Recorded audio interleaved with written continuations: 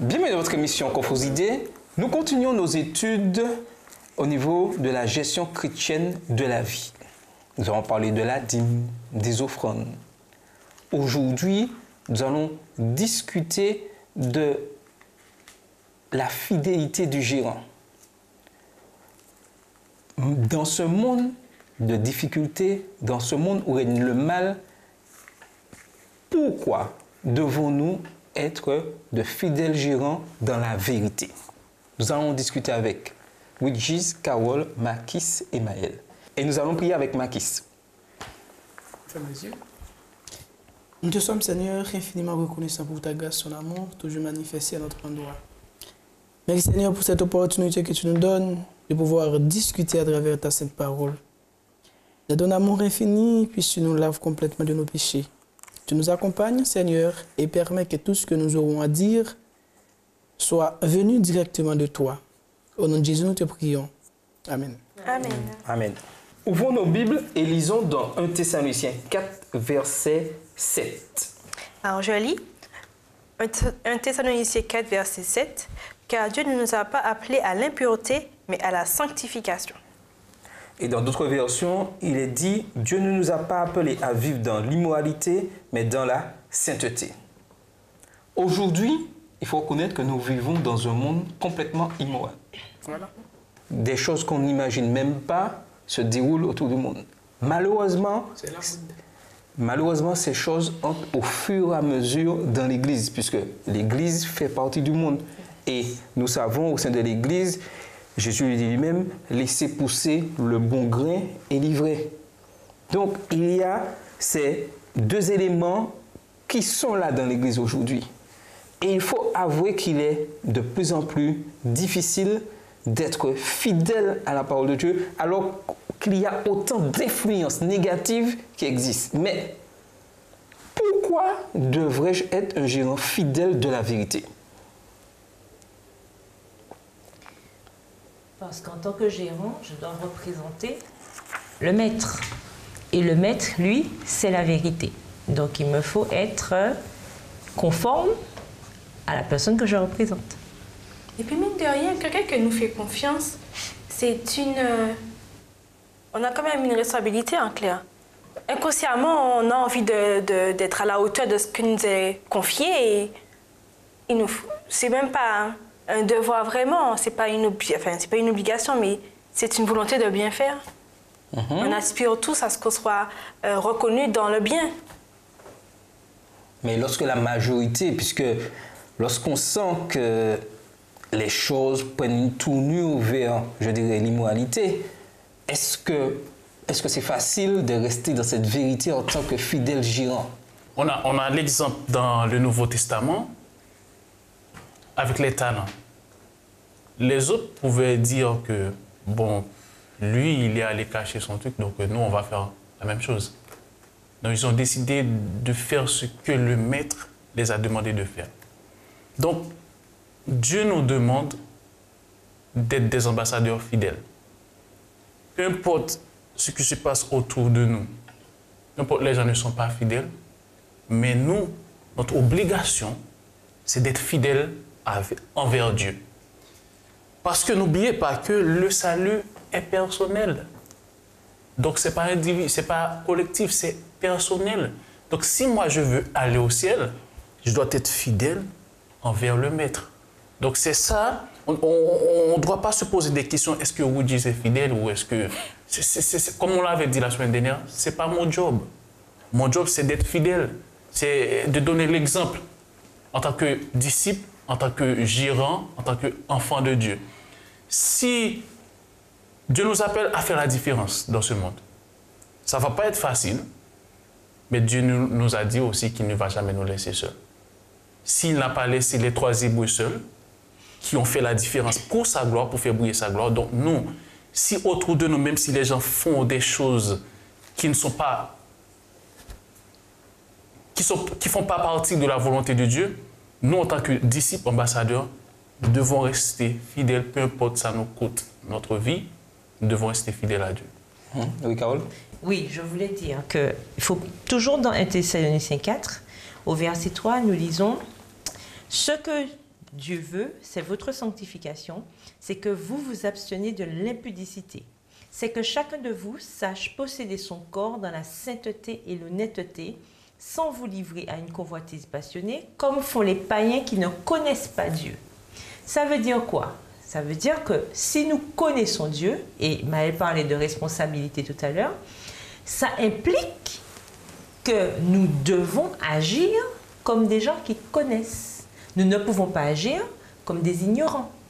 Comme nous savons ce que Dieu attend de nous, même si nous nous trouvons dans un panier à crabes, si nous ne sommes pas crabes, nous ne devons pas devenir des crabes. Si je suis un chat, je me retrouve dans un panier à crabes, c'est sûr que les crabes vont pas être gentils avec moi, puisqu'ils ont des pinces, ça pique, etc. Mais est-ce que pour autant je vais devenir crabe? Non, je serai toujours un chat. Donc, c'est un exemple simple que je prends, mais je veux dire par là que Jésus même l'a dit, nous sommes du monde, dans le monde, mais nous ne sommes pas du monde. Donc, s'il a pris le temps de le préciser, c'est bien parce qu'on a besoin d'être des lumières. Il a lui-même dit, vous êtes le sel de la terre, vous êtes la lumière du monde. Si je veux briller, si je veux donner une autre saveur, je ne peux pas me permettre de me mélanger. C'est comme l'huile et l'eau. On a tous vu des vinaigrettes, on a tous fait ça peut-être une fois dans notre vie. Quand on essaie, on fait la vinaigrette, vous avez beau touiller, qu'est-ce qui se passe? On verra toujours l'huile et l'eau. Il n'y a pas de secret. Mais c'est la même chose. En tant que chrétien, il faut qu'on soit clair dans nos valeurs, il faut qu'on soit clair dans nos choix et il faut que les gens qui nous voient une différence. Si on ne voit aucune différence, on ne va attirer personne vers Dieu. Exactement. En fait, c'est vraiment triste de voir des gens qui ont quitté l'église à cause d'un frère, à cause d'une sœur, parfois à cause du pasteur, à cause d'un ancien. Voilà. Mais c'est que nous devons savoir que nous avons un seul exemple. Amen. Notre exemple, c'est Jésus. C'est Jésus que nous devons suivre. Amen. Voilà, nous devons fixer nos yeux exactement sur lui. Mais aussi, écoutez bien, nous sommes des disciples de Christ. Soyez mes imitateurs. Comme je le suis de Christ. Comme je le suis. Donc, si Ce que Paul dit. nous sommes des imitateurs de Christ, je préfère de Christ, et aussi nous sommes des disciples de Christ, comment Jésus a vécu quand il était sur terre? Tout à fait. Donc, il faut savoir, est-ce que je suis un disciple ou est-ce que je ne le suis pas? Et mon comportement, ma manière de gérer les choses de Christ, de Dieu, prouvera que si je suis un disciple de Christ ou si je ne le suis pas. Mais une chose importante, et Jésus le dit dans Marc 10, verset 45, « Car le Fils de l'homme est venu non pour être servi, mais pour servir et donner sa vie comme la rançon de plusieurs. » Notre exemple, c'est le Christ. Notre mission est de servir et non d'être servi. Et lorsque j'ai compris ça, je dois me mettre à la disposition de mon prochain. Je rebondis un peu sur ce que Luigi disait. On a tendance, nous sommes tous sur le même pied d'égalité en tant que gestionnaire. C'est une entreprise, il n'y a pas de gestionnaire supérieur, gestionnaire inférieur. Nous sommes tous au même niveau et le seul supérieur, c'est le maître. Mais nous avons tendance, pour croire que le maître est à la tête de son entreprise, de regarder sur mon collègue pour savoir est-ce que je dois croire que le maître gère bien ses affaires. C'est ça notre problème, c'est qu'on a tendance à... Je serai fidèle si mon collègue gère bien lui-même aussi son travail. Et finalement, certains donnent comme excuse, ah ouais, mais comme les adventistes ne sont pas vrais, parce que... Enfin non, Dieu n'est pas vrai parce que mon frère a été malhonnête. Or, la seule personne qu'on regarde, c'est Christ. Et si je suis gestionnaire comme mon camarade, comme mon frère, je ne vais pas attendre sur mon frère pour savoir si Dieu est vraiment celui qu'il faut suivre ou pas. Et c'est un peu le travers que l'on a. Nous sommes sur le même pied d'égalité, ce gestionnaire. Je ne vais pas être aussi strict avec celui qui ne gère pas bien ce qu'il a à faire. est-ce que moi aussi je suis à la hauteur de ma gestion? Et ne pas remettre en question l'entreprise parce que mon collègue n'a pas bien Oui, et attends, le premier pas de la gestion chrétienne consiste à accepter le Christ dans notre vie. Mais oui. Et lorsque Christ entre en moi, je rentre tout de suite dans la démarche de la gestion chrétienne de la vie. Oui. Et ce qui arrive souvent, c'est que, comme Maëlle a dit, c'est que on analyse comment mon collègue gère les choses spirituelles pour que moi je puisse gérer. Ça ne marche pas comme ça. J'ai ma responsabilité à moi, c'est moi. Dieu m'a donné ma responsabilité, Dieu lui a donné sa responsabilité. Donc c'est à lui de faire son travail. C'est pas s'il fait son travail, gloire à Dieu. S'il ne fait pas son travail, ça ne va pas m'empêcher d'être fidèle. Ça ne doit pas m'empêcher d'être fidèle envers Dieu. Je dois continuer à être honnête dans les choses de Dieu et à être fidèle dans les choses de Dieu. Parce que Dieu, lorsqu'on arrive au ciel, Dieu ne va pas dire, ou dire ce que tu as fait. Dieu ne va pas dire, ouais, mais Maëlle n'était pas fidèle. Hein? Donc c'est parce que Maëlle n'était pas fidèle, c'est pour cela que je ne suis... Dieu va dire non. Qui t'a donné le travail? C'est Maëlle ou moi? Si c'est Dieu, si nous sommes sûrs que c'est Dieu qui nous a donné de gérer ses biens, donc on travaille pour Dieu, c'est pas pour Maëlle. Je ne travaille pas pour Maëlle. Maëlle fait ce qu'elle veut. Moi, je fais. C'est à Dieu qu'on va. C'est à Dieu qu'on va. Mais c'est un peu compliqué tout ce que vous me dites là. Parce que, attends, là, c'est un peu compliqué. Parce qu'en même temps, je dois être fidèle à Dieu. En même temps, j'ai un exemple à donner. Mais en même temps, je ne dois pas trop regarder ce que les autres font. Ben oui, justement. Parce que Quand si tu as t'es un exemple à concentré donner, si c'est toi l'exemple, tu ne vas pas regarder aux autres, puisque toi, tu dois être un exemple. Ce sont les autres qui regardent à Quand toi. tu es occupé à travailler, tu vas Ben oui, tu n'as pas le temps de regarder les autres. Et Dans de ton toute petit façon, bureau là, tu travailles. l'exemple que tu donnes, quand tu es un exemple, c'est pas toi qui regardes les autres. Puisque c'est toi qui dois. Ce sont les autres qui regardent à toi. Et puis, on a eu l'exemple avec. On a eu la preuve avec Lot, par exemple. Quand il était à Sodome et Gomorrhe, ben, on connaît les pratiques qui existaient à Sodome et Gomorrhe, mais Lot, lui, est resté fidèle. Jusqu'à ce qu'il soit finalement sauvé. Et on a bien vu que l'Éternel a détruit la ville, il a été sauvé. Et est-ce que Sodome et Gomorrhe, par exemple, sur l'eau? Non. Alors, on peut faire, on peut pas faire. Les motos, tu es dans un monde, voilà, tu es dans un monde perverti, mais tu dois quand même rester une lumière dans ce monde perverti. Ça doit pas être une excuse. Ou n'importe quoi. Je ne peux pas dire, bon, ben, les anciens, les pasteurs, ils font pas leur boulot, donc moi, Attention. je me lave les mains.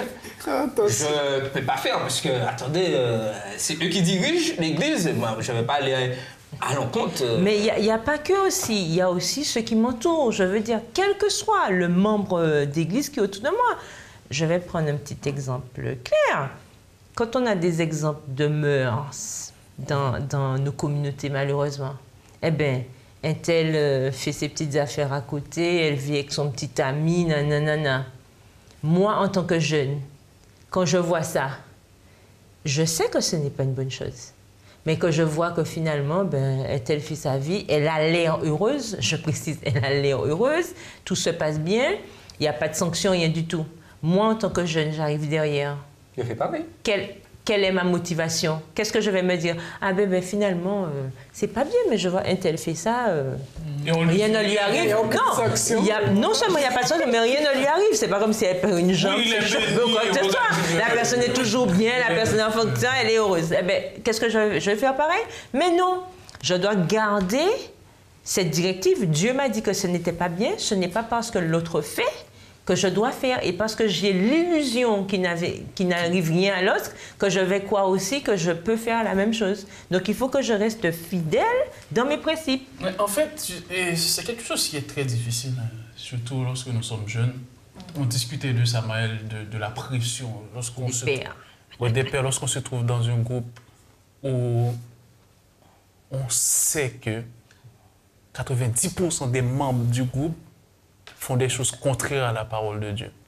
Nous qui, en fait, on vient d'arriver au bien, on veut faire les choses bien pour la gloire de Dieu, c'est une sorte de pression sur nous. On est presque anormal. Oui, parce que nous, on nous voit, non, tu as un problème. Ah ouais? L'empêcheur de tourner Oui, tu as un problème parce que tu n'agis pas comme eux, tu ne fais pas comme eux. Tu essaies de faire ce que Dieu te dit de faire. D'où l'importance d'avoir cette connexion avec Dieu. C'est très, très personnel parce que dans ces moments difficiles, je peux vous dire, c'est pas facile. Dans ces moments difficiles, il faut avoir une connexion permanente Exactement. avec Dieu pour rester fidèle. Et ce que j'aime dans tout ça, c'est le résultat. Toutes ces personnes vont tourner leurs yeux vers toi parce que tu as décidé de rester fidèle. Regardez l'exemple des 3 Hébreux. Ils ont décidé de rester fidèles. Et le peuple, tout le monde, leurs yeux étaient fixés sur eux. Et le roi, il faut adorer leur Dieu. Quel exemple. Parce qu'ils restaient fidèles avec Dieu, peu importe. Donc si nous, dans nos groupes, mais peu importe là où on se trouve à l'entreprise, l'université, c'est pas facile pour nous de rester fidèles à Dieu, mais si on le fait, le résultat sera merveilleux. Parce que ces personnes-là, ils vont témoigner de vous, ils vont témoigner de moi. Et ce que tu dis est vrai. Et c'est là important en tant que gestionnaire, gestion chrétienne de la vie, nous devons adopter la sainteté. C'est quelque chose de capital. Il y a une promesse au bout. En adoptant le principe de la sainteté, nous pouvons dire avec courage que tout est possible par le Christ, comme l'apôtre Paul nous le dit, qui nous fortifie. Et ça, c'est important aujourd'hui en tant que gestionnaire. Être saint dans tout ce que nous faisons. Être saint lorsque je remets la dîme et les offrandes. Être saint lorsque je décide de mettre mes talents au service de la communauté. Être saint lorsque j'aide mon prochain. Sinon, tout ce que je fais risque d'être en abomination devant Dieu. Vous vous rendez compte que quand vous arrivez au ciel, Dieu va vous dire, mais non, je ne vous ai jamais connu. Mais tu n'avais pas même arrivé au ciel. Non. Souvent, on dit, mais non, Seigneur, j'ai fait ceci. Tu sais, dans le Nouveau Testament, il y a le texte qui dit que, mais Seigneur, j'ai fait ceci, j'ai donné la dîme, j'ai chanté bien à l'église, je fais un concert, moi, je prêchais bien, Seigneur.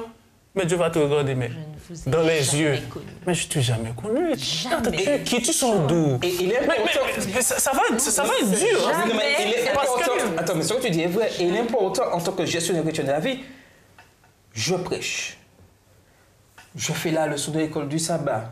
Je partage la parole de Dieu. Je rends ma dîme, mes offrandes. Et ma vie n'est pas sainte. Certes, aujourd'hui, tout se passe bien, personne ne me dit rien, je mène la belle vie, mais j'aurai des comptes à rendre. Et il est important pour nous, individuellement, de se remettre en cause et de voir, car il est encore temps aujourd'hui, de corriger ce qui ne va pas. Et ce qui est bien dans tout ça, c'est qu'on a le Saint-Esprit qui nous rappelle qu'on doit être fidèle. Tu vois, on n'aura aucune excuse devant Dieu. Le Saint-Esprit nous titille des fois.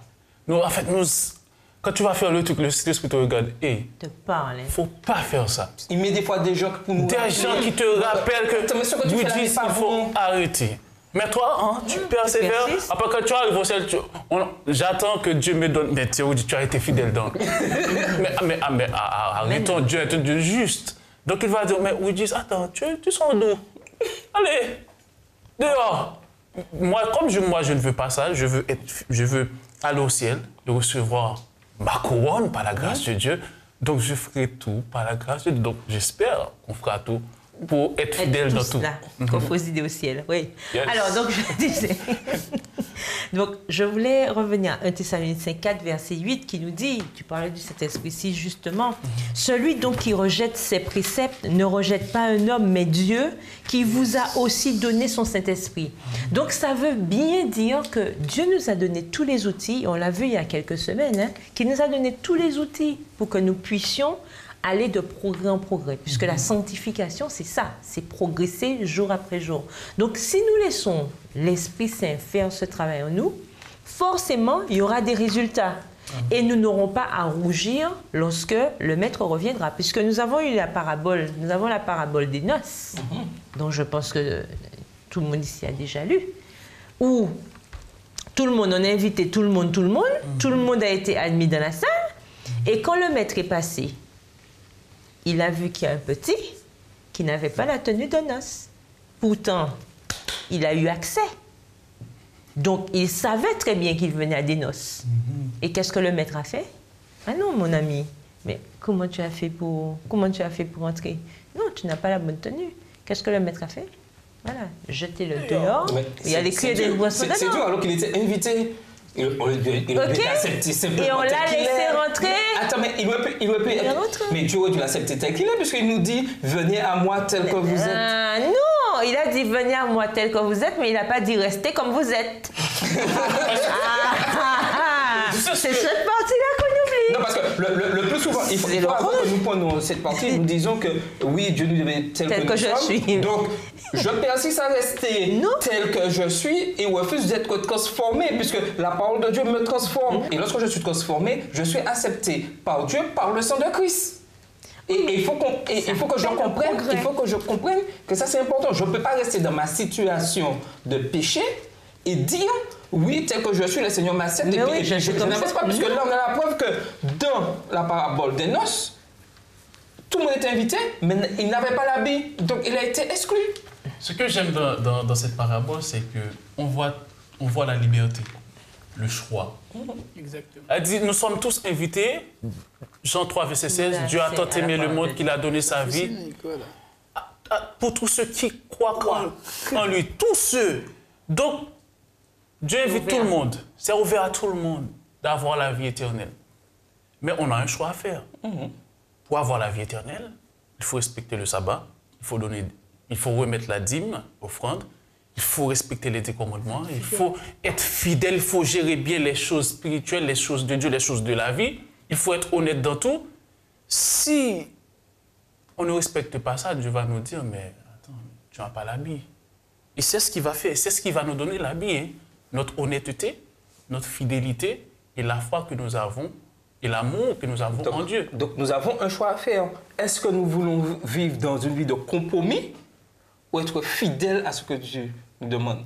Est-ce que je veux avoir un pied à l'intérieur, un pied à l'extérieur, faire ma vie et en même temps montrer aux autres que je suis à l'église, partager la nouvelle? Mais tu ne trompes personne. Je ne trompe personne. Tout se voit, tout se sait et on sait tout. Ça ne veut pas dire que parce que ce n'est pas proclamé dans les journaux, affiché à la télé, que personne ne sait. Et même si personne ne sait, Dieu le sait.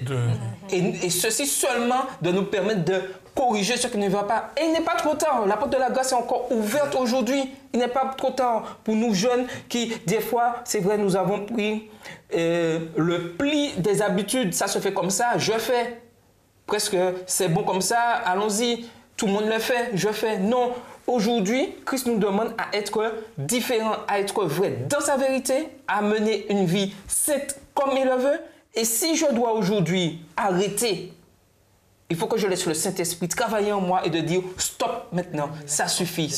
Ok, j'ai erré. Tout le monde fait. Aujourd'hui, je décide de marcher comme Dieu demande en tant que gérant de ce qu'il me donne. Et c'est ça la gestion chrétienne de la vie. Ouais, c'est ça. Pouvoir être fidèle dans ce que Dieu me demande. Et il n'est pas trop tard. Et une chose importante aussi à se rappeler, c'est que nous marchons vers, d'accord? Nous tendons vers, nous allons de progrès en progrès. Et c'est tout le travail de la sanctification. C'est l'œuvre de toute une vie, on le dit tout le temps. Donc il faut que l'Éternel me trouve en marche. Et ça, c'est très important parce que nous savons que la perfection n'est pas de ce monde, c'est sûr. Mais l'Éternel veut que je sois en marche. Il veut me trouver en disposition de cœur comme quelqu'un qui veut un changement. Parce que nous savons que c'est lui qui va asseoir ce changement à son retour. Mais il faut qu'il me trouve en marche. Il ne faut pas que je sois tranquillement en train de me pavaner, en train de lézarder. « Oh, le monde est ainsi. Oh, c'est pas de ma faute, c'est comme ça. » Non, il faut qu'on me trouve en lutte. C'est un combat.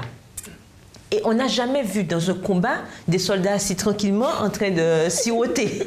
D'accord? On est en guerre, on est en lutte. Et c'est une lutte quotidienne. Et il faut s'en rappeler. Et dans tous les détails de ma vie, que je sois étudiant, que je sois déjà professionnel, que quel que soit, j'ai une lutte à mener. Et il faut que ce soit clair dans ma tête que jusqu'à ce que le Seigneur revienne, je serai en lutte.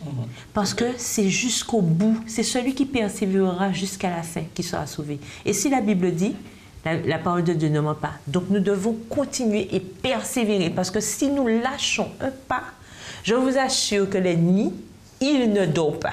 Et lui, il travaille. Oui, comme tu viens de le dire, Carole, la perfection n'est pas de ce monde. Mais Dieu a dit dans sa parole, soyez parfaits, comme votre Père céleste est parfait. En fait, oui, la perfection n'est pas de ce monde, mais en tant que chrétien, la perfection doit être notre objectif.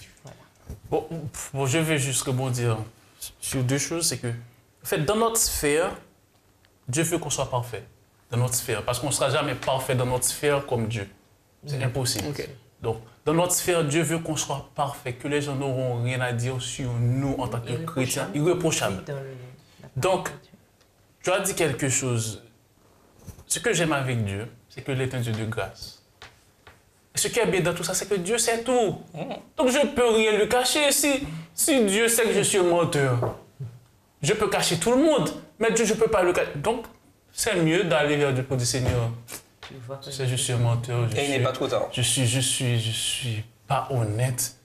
Donc, je veux que tu me sauves. Je veux que tu me donnes cette force pour être honnête envers mes frères. Parce que le truc, c'est que l'apôtre Paul nous a dit qu'on ne doit pas être une pierre d'achoppement pour les autres. Donc, tu vois, en faisant des choses malhonnêtes, il y a beaucoup de personnes qui ont laissé l'Église à cause de nous. Mais c'est pas une excuse. Oui, c'est pas une excuse. Je ne dis pas que c'est une excuse. Mais malheur à celui que ça arrive. C'est malheur à nous. Nous sommes affaires. Parce que la personne n'ira pas, nous non plus. Oui, voilà. Donc, et si nous qui connaissons la parole de Dieu, on ne donne pas l'exemple, donc n'oublie pas, la Bible nous dit que, l'esprit de profession nous dit que Dieu va nous traiter plus dur. Plus dur que ceux qui ne connaissent pas. Et on arrive à la fin. Et juste pour terminer, avant de terminer, il y a quelque chose de capital que nous devons comprendre. Dieu a toujours révélé ses promesses à ceux qui gardent ses commandements. Et il nous a donné une mission. Le message des 3 anges est clair. Proclamer l'évangile éternel. Voilà notre mission en tant que gérant. Mais on peut faire ça que si on est honnête. Tout à fait. Sans ça, on ne peut rien faire. Je vais vous laisser avec 3 principes pour bien comprendre. Un gérant fidèle vit par la parole de Dieu. La parole de Dieu est sa source, est son moteur. Un gérant fidèle, il dépend du Christ. Et un gérant fidèle embrasse la paix et la sainteté. Amen. Amen. C'était votre émission Coffre aux idées.